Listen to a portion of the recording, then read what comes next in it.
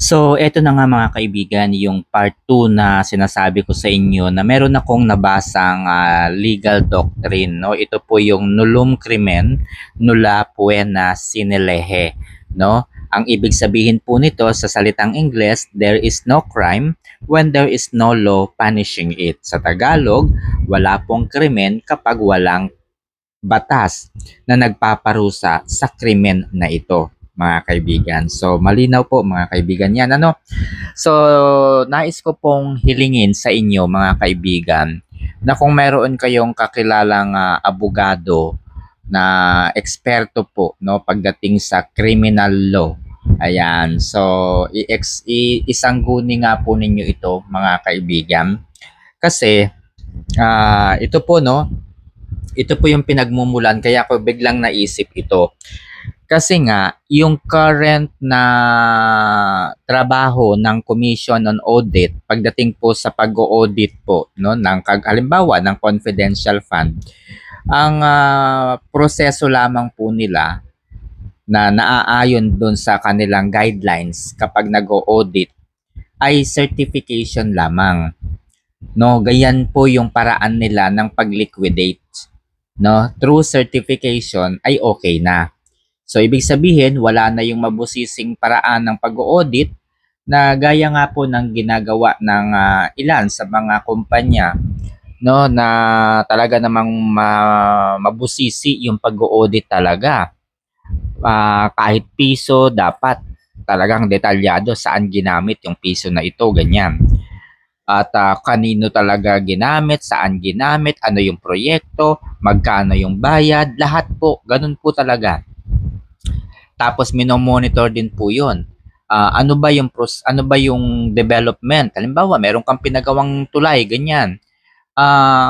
Base sa audit na 'yan, tinitignan mo 'yan, ano po yung development. Pati nga po yung mga oras ng tao. Ino-audit po 'yan. So bakit ko po alam 'yan mga kaibigan? Kasi po ako po ay nagtrabaho sa SGV and Company. Okay, SGV and Company, pinakamalaking accounting and auditing firm sa bansa at sa ilang bahagi po no ng mapa. Hindi lamang po sa Pilipinas ang SGV and Company mga kaibigan.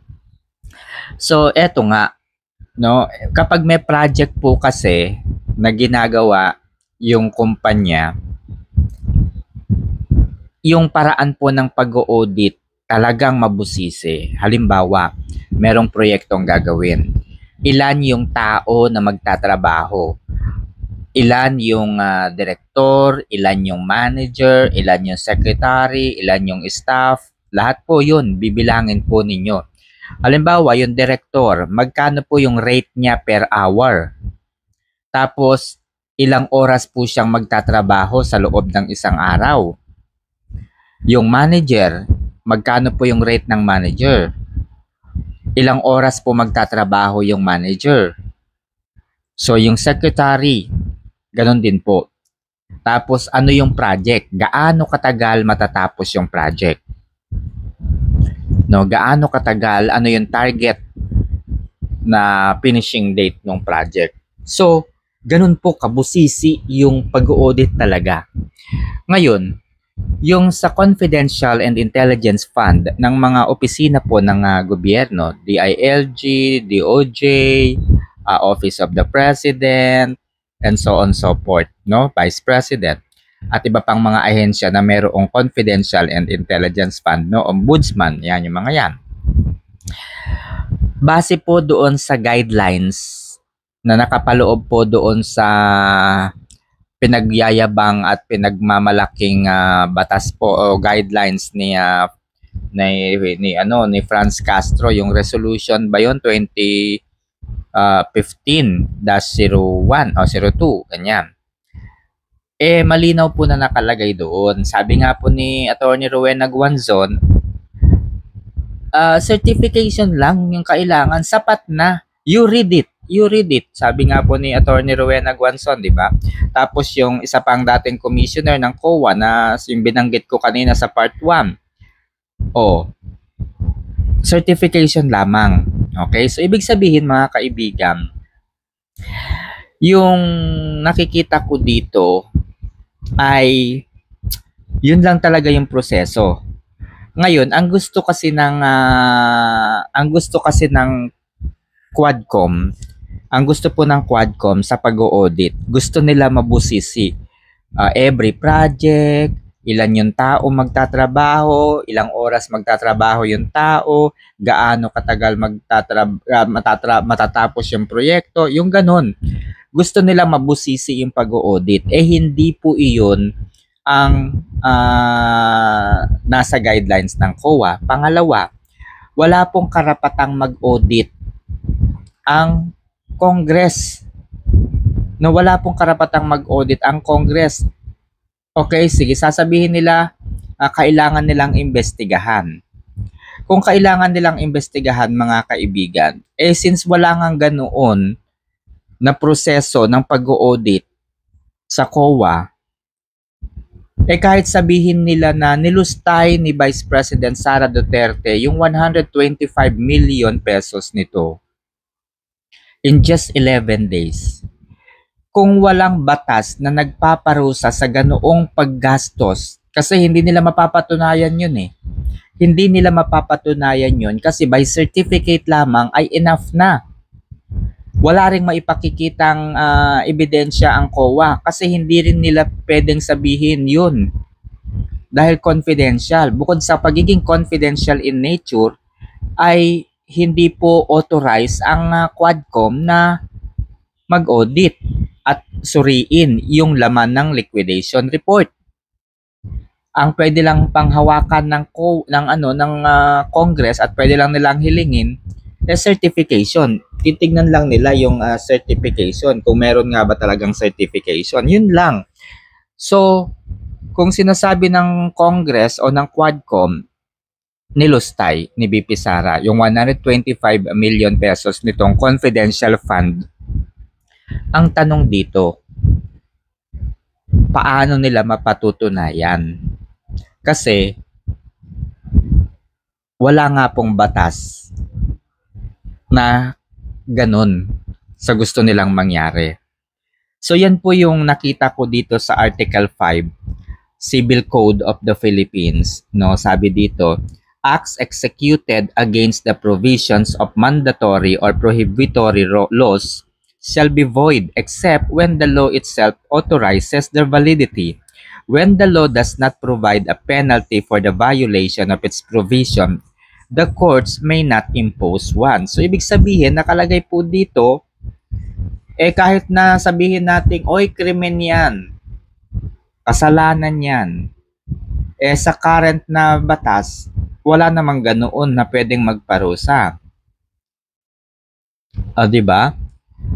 So, yun yung medyo, kasi ito pa, sa Article 21, nakalagay naman sa Revised Penal Code, no felony shall be punishable by any penalty not prescribed by law prior to its commission. So kung wala pong batas pa, habang ginagawa po niya yung krimen, hindi pa talaga mapaparusahan kasi wala pang batas So ngayon, dapat ang gagawin po ng Congress, nung nalaman nila, ganito pala yung proseso ng Commission on Audit. Medyo may problema nga tayo dito. Ngayon, ang gagawin natin, magpanukala tayo ng batas na kung saan ay bilang mga lingkod bayan, no, Congress, magpo-propose sila ng batas na kung saan ay medyo gagawin nilang mahigpit yung paraan ng pag-audit. They should need to scrutinize. They need to scrutinize the auditing. So yun po yung purpose ng legislative. Okay, yun po yung purpose ng legislative body. So nagsasagawa po sila ng hearing para makapag-sumiti po sila ng mga 'di ba? Mga batas na maaaring mapakinabangan in the future. So sa nakikita ko talaga, sabihin man nila na, ito, may nilustay si BP Sara. Mali ang ginawa ni BP Sara. If there is no law that punishes this act of committing a felony, wala talagang kasalanan si BP Sara dito. Kasi ang mahalaga, yung current na guidelines ng COA, which is sinunod naman ni BP Sara, gaya nga po ng pag-admit ng COA. Diba? Sabi po ng taga-COA, meron namang mga dokumentong isinabmit, may mga reports na isinabmit ang Office of the Vice President. So, ibig sabihin, malinaw na ginawa po ni BP Sara yung paraan ng pag-audit. Yung mga report na hinihingi ng COA, ibinigay naman po ng maayos at tama. Kaya nga, nag-end up ang COA ng pag-i-issue ng report. So, yun na pagdesisyonan nga po nila, nagbigay sila ng unqualified, ano nga ba yun? Unqualified opinion. Diba? Nagbigay po sila ng unqualified opinion.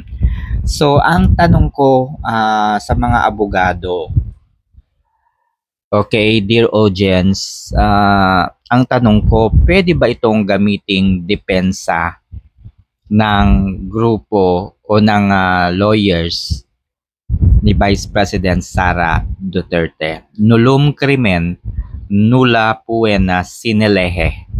Okay? So, yun lamang mga kaibigan. Maraming salamat.